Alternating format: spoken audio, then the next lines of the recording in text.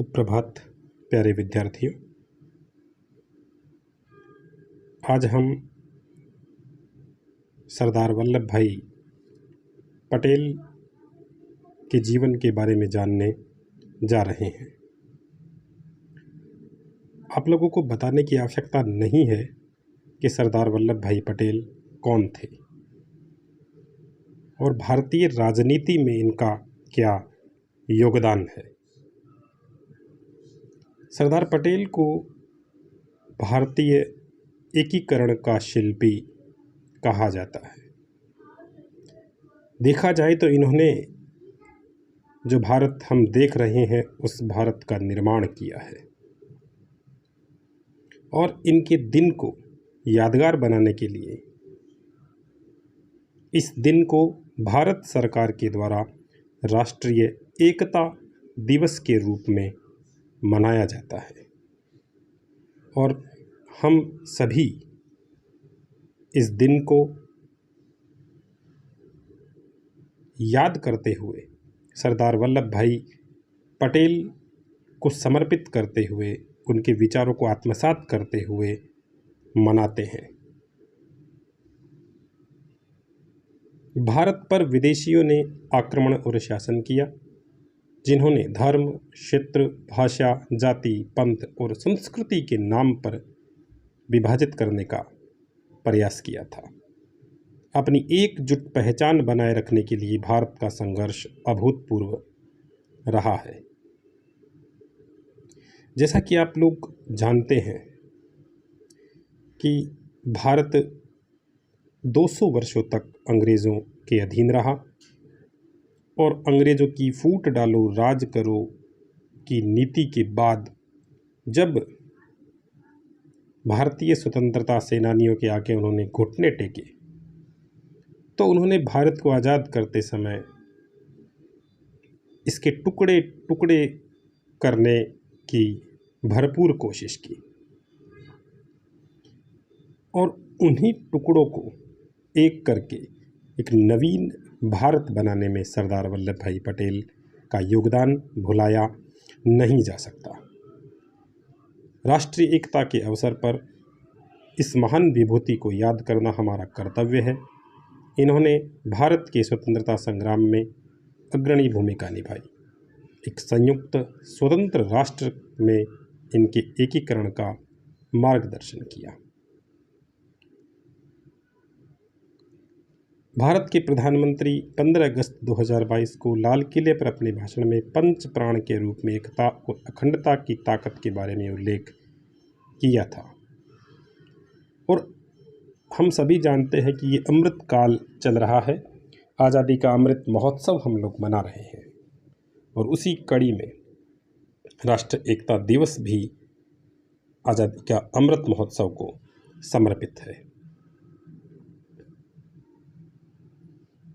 स्वतंत्रता से पहले भारत 2 भागों में विभाजित था। 2 क्षेत्र थे। एक ब्रिटिश भारत के प्रांत जो कि सीधे अंग्रेजी शासन के अधीन, जिन्होंने स्थानीय स्वायत्तता के बदले ब्रिटिश आधिपत्य को स्वीकार किया। भौगोलिक निकटता के सिद्धांत को ध्यान में रखते हुए राज्य अपनी इच्छा से जिस डोमेनियन में चाहे जा सकते थे अथवा स्वतंत्र रह सकते थे। समस्या बहुत गंभीर थी, यानी अंग्रेज़ों ने भारत को आज़ाद करते समय पहले इसके 2 टुकड़े किए, भारत और पाकिस्तान, और हमारा देश लगभग 565 देशी रियासतों में बटा हुआ था और इन रियासतों को एक करना बहुत ही मुश्किल कार्य था। अंग्रेज़ों ने कहा या तो आप स्वतंत्र रह सकते हैं या अपनी इच्छा से भारत और पाकिस्तान जिसमें चाहे मिल सकते हैं। सरदार वल्लभ भाई पटेल ने स्वतंत्र भारत के प्रथम गृह मंत्री और उप प्रधानमंत्री के तौर पर कार्यभार संभाला और अपनी दूरदर्शिता का परिचय देते हुए 3 रियासतों को छोड़कर सभी रियासतों को भारतीय संघ में शामिल कर लिया। ये 3 रियासतें थी हैदराबाद, कश्मीर और जूनागढ़। इन्होंने भी विलय पर हस्ताक्षर किए। 1947 से 1950 के बीच इन क्षेत्रों को भी भारतीय संघ में शामिल किया गया। 31 अक्टूबर 1875 सरदार वल्लभ भाई पटेल का जन्म हुआ। गुजरात के खेड़ा जिले में नडियाड में इन्होंने शिक्षा प्राप्त की। 1913 में लंदन से बैरिस्टर की डिग्री प्राप्त करके अहमदाबाद आए और एक वकील के तौर पर काम करने लगे।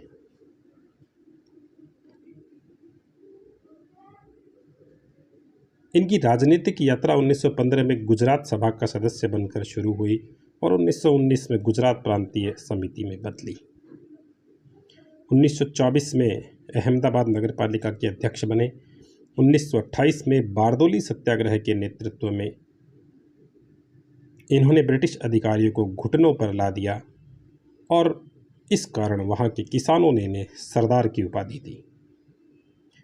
स्वतंत्रता संग्राम के दौरान अलग अलग अवसरों पर 9 साल से अधिक समय इन्होंने जेल में बिताया। 47 से 50 के बीच में जब भारत ने विभाजन के बाद स्वतंत्रता और लोकतंत्र की ओर कदम बढ़ाया तब बड़े पैमाने पर उथल पुथल हो रही थी और गृह मंत्री के रूप में सरदार पटेल ने अपने कौशल से इन परेशानियों को दूर किया और भारत संघ को एकीकृत करने का महान प्रयास किया। ये इनके पैतृक गांव का स्कूल, जहां पर इन्होंने अपने जीवन का पहला पाठ पढ़ाया। एक छात्र के रूप में आप इनकी छवि देख सकते हैं और उसके पश्चात बैरिस्टर ऑफ लॉ के अध्ययन के लिए लंदन के प्रस्थान के समय की तस्वीर और अधिवक्ता के रूप में ये इनका पैतृक घर करमसाद गांव में सरदार पटेल का। 2 बैरिस्टर भाई थे ये, विट्ठल भाई पटेल और वल्लभ भाई पटेल। 1913 में वापस लौटे।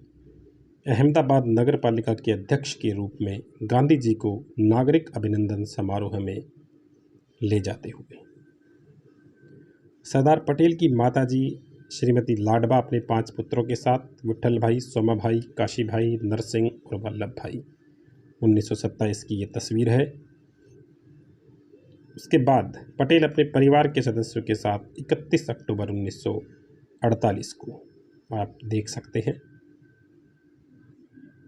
बारडोली सत्याग्रह 1923, खेड़ा आंदोलन 1918। बारदोली सत्याग्रह के दौरान गांधी जी के साथ भी ये दिखाई दिए, देखा जा सकता है इन्हें।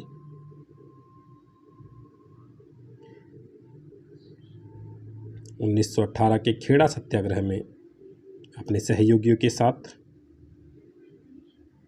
बारदोली सत्याग्रह की जीत के उपलक्ष्य में अहमदाबाद में उल्लसित जुलूस में पटेल। 1928 की तस्वीर। कराची कांग्रेस अधिवेशन 1931 के अध्यक्ष के रूप में सरदार पटेल। 1935 के प्लेग के दौरान गांधी जी के साथ बोरसाड़ का दौरा करते हुए सरदार पटेल। स्वतंत्रता की पहली वर्षगांठ पर सरदार पटेल का भाषण द स्टेट्समैन 15/8/1948। शिमला सम्मेलन के दौरान गांधी जी के साथ गंभीर चर्चा। सरदार पटेल जॉन मथाई, जयराम दास, दौलतराम के साथ संविधान पर हस्ताक्षर करते हुए 26 जनवरी 1950 की तस्वीर, क्योंकि ये भी संविधान सभा की समिति में शामिल थे। अब बात आती है राज्यों के विलय, एकीकरण और पुनर्गठन की। जैसा कि मैंने बताया, देश 565 रियासतों में बटा हुआ था और इन रियासतों को एक करना ही सरदार पटेल का मुख्य उद्देश्य था। गृह मंत्रालय में अपने कार्य में व्यस्त सरदार पटेल 1947 देश की आज़ाद होने के बाद 25 जुलाई 1947 को भारत या पाकिस्तान में से किसी एक अधिराज्य में शामिल होने के लिए द चैम्बर ऑफ प्रिंसेस को संबोधित करते हुए माउंट बैटन, जितने राजा थे रियासतों के, उन सभी को माउंट बेटन ने कहा कि आप जिसमें चाहे जा सकते हैं या स्वतंत्र रह सकते हैं। यहाँ से शुरुआत हुई रियासतों को मिलाने की। सौराष्ट्र और काठियावाड़ का एकीकरण किया। सौराष्ट्र के राज प्रमुख और नवानगर के जान साहब को प्रधान पद की शपथ दिलाते हुए और उसके पश्चात संयुक्त राज्य काठियावाड़ के शासकों और मंत्रियों की परिषद पर चर्चा हुई। एक नवीन सौराष्ट्र आप देख सकते हैं। डेक्कन और बड़ौदा दोनों को भारत संघ में शामिल किया। बड़ौदा के बंबई में ऐतिहासिक विलय से पहले पटेल का स्वागत करते हुए जीवराज महल और महाराज प्रताप सिंह।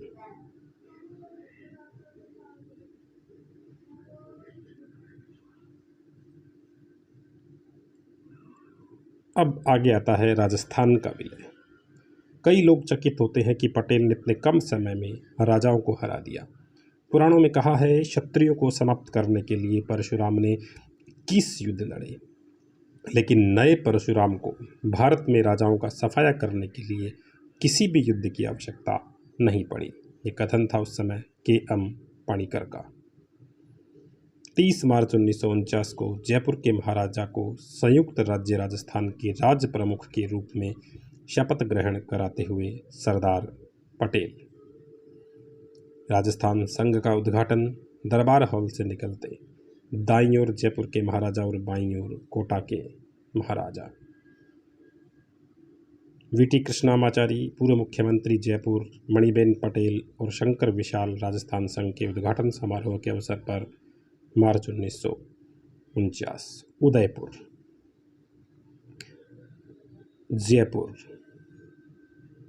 जयपुर के महाराजा के साथ सरदार पटेल, जोधपुर, जिन्ना के एक सादे कागज पर हस्ताक्षर करके जोधपुर के महाराजा हनवंत सिंह को अपने फाउंटेन पेन के साथ यह कहते हुए दे दिया कि आप अपनी शर्तों को भर सकते हैं। वीपी मेनन।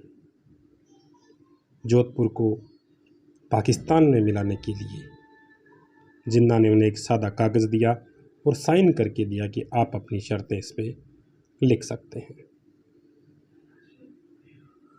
मत्स्य संघ। भरतपुर में आयोजित मत्स्य संघ का उद्घाटन 17 मार्च 1948, जिसमें धौलपुर, भरतपुर, अलवर और करौली राज्य शामिल हुए। फिर मालवा संघ 4 दिसंबर 1948, ग्वालियर की मालवा संघ की विधानसभा का उद्घाटन।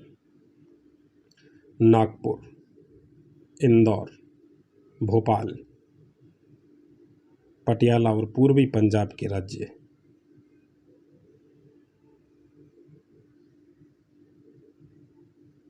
छत्तीसगढ़, बिहार, मणिपुर, असम, उड़ीसा। तत्कालीन तस्वीरें आप देख सकते हैं। त्रावणकोर और कोचीन का भारत में विलय।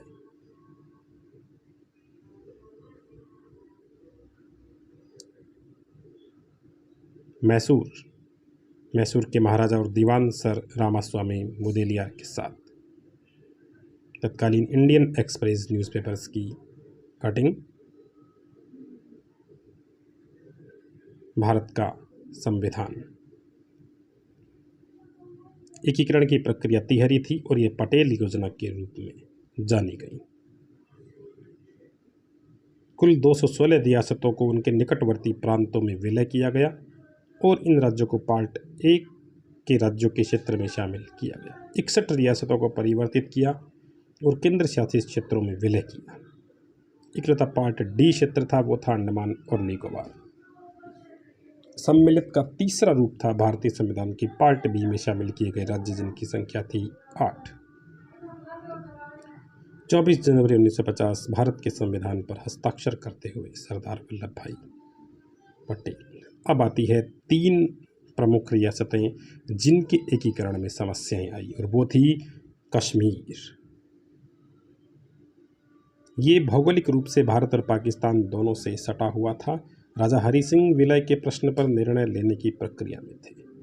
कश्मीर पर पाकिस्तान की सहायता से सशस्त्र पाकिस्तानी कबालियों ने आक्रमण किया और 24 अक्टूबर 1947 को महाराजा द्वारा व्याकुलता भरी अपील पर भारत सरकार ने जम्मू कश्मीर का विलय स्वीकार किया और क्षेत्र की रक्षा के लिए सैन्य सहायता हेतु सैनिकों को भेज दिया।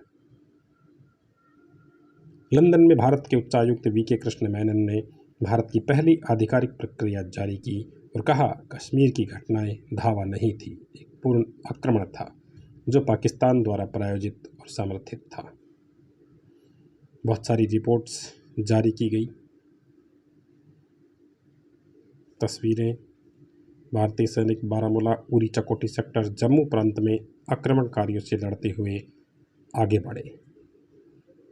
तत्कालीन समाचार पत्रों में प्रकाशित खबरें, इंडियन एक्सप्रेस 5 नवंबर 1948, पाकिस्तान टाइम्स 28 अक्टूबर 1947 और 24 अक्टूबर 1947 की रात को कश्मीर की तत्कालीन हालात पर भारतीय प्रतिक्रिया हुई और श्रीनगर हवाई अड्डे पर उतरने वाले भारतीय संघ के सैनिक 5/11/1947 को अग्रिम क्षेत्रों की ओर बढ़ते हुए सरदार पटेल, हरि सिंह जो जम्मू कश्मीर के महाराजा थे और अन्य रियासतों के शासकों के साथ उनकी मुलाकात हुई।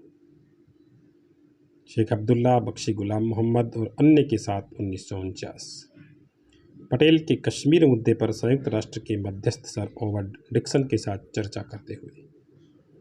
अगला विलय था जूनागढ़।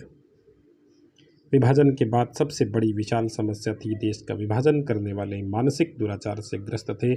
उन्हें लगा कि विभाजन का ये कृत्य अंतिम नहीं है और उन्हें इसके तुरंत बाद खेल शुरू किया।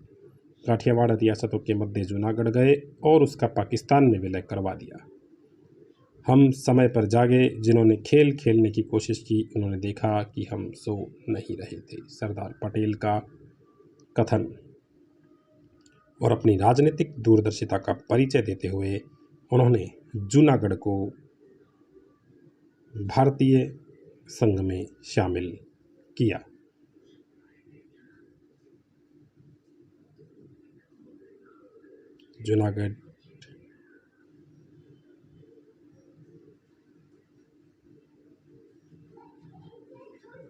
जूनागढ़ में जनमत संग्रह करवाया गया और केवल 91 वोट पाकिस्तान के पक्ष में गए और बाकी सभी भारतीय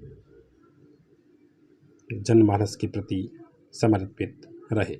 और 1948 का ये दृश्य आप लोग देख सकते हैं।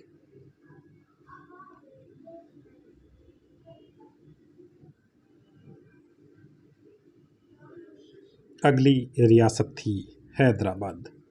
वहाँ के निजाम मीर उस्मान अली बहादुर ने स्वतंत्रता के लिए मोहलत पाने के उद्देश्य से 29 नवंबर 1947 को 1 वर्ष के लिए यथास्थिति बनाए रखने के लिए एक समझौता किया। इस समझौते से उम्मीद थी कि सद्भावना का माहौल बनेगा, लेकिन निजाम ने नियमों का उल्लंघन किया। भारत सरकार ने सौहार्दपूर्ण ढंग से मामले को सुलझाने का प्रयास किया, लेकिन सारे प्रयास विफल रहे और अंत में 13 सितंबर 1948 को निज़ाम के खिलाफ ऑपरेशन पोलो नामक सैन्य अभियान चला और 108 घंटे तक चले इस अभियान के परिणाम स्वरूप हैदराबाद रियासत का भारतीय संघ में विलय कर दिया गया। पटेल वो व्यक्ति थे जिन्होंने अपनी निर्णय क्षमता और से हैदराबाद के गंभीर संकट का समाधान किया। हैदराबाद भारतीय प्रायद्वीप के 80,000 वर्ग मील में फैला राज्य था, जो उस समय एक विवेकहीन अल्पसंख्यक की गिरफ्त में था, जिसका उद्देश्य भारत से अलग होना था। यदि दाव सफल होता तो भारत एक राजनीतिक इकाई के रूप में शायद रहता ही नहीं। इस स्थिति में लौह पुरुष की जरूरत थी जो सख्त कार्रवाई से नहीं कतराए, और भारत के उस महत्वपूर्ण समय में सरदार के रूप में वो व्यक्ति था। डब्ल्यू कार्डन ग्राहम के द्वारा दिया गया वक्तव्य।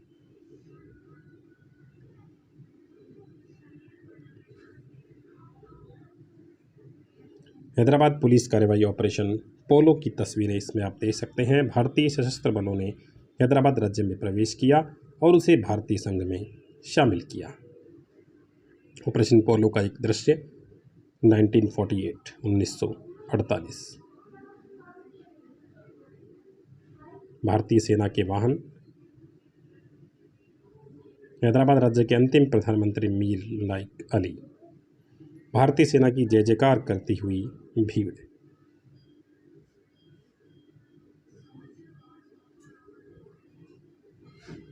और इस ऑपरेशन पोलो के कारण हैदराबाद का विलय भारत में कर दिया गया।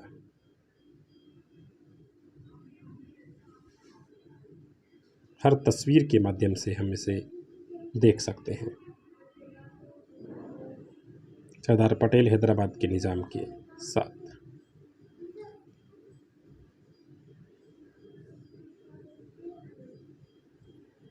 अब अंतिम यात्रा। सरदार पटेल ने 15 दिसंबर शुक्रवार 1950 को 9:37 पर बिरला हाउस बॉम्बे में अंतिम सांस ली और इनकी अंतिम यात्रा के जुलूस में पश्चिम और मध्य बॉम्बे में शमशान घाट तक शोकग्रस्त मानवता का एक ज्वार उमड़ पड़ा।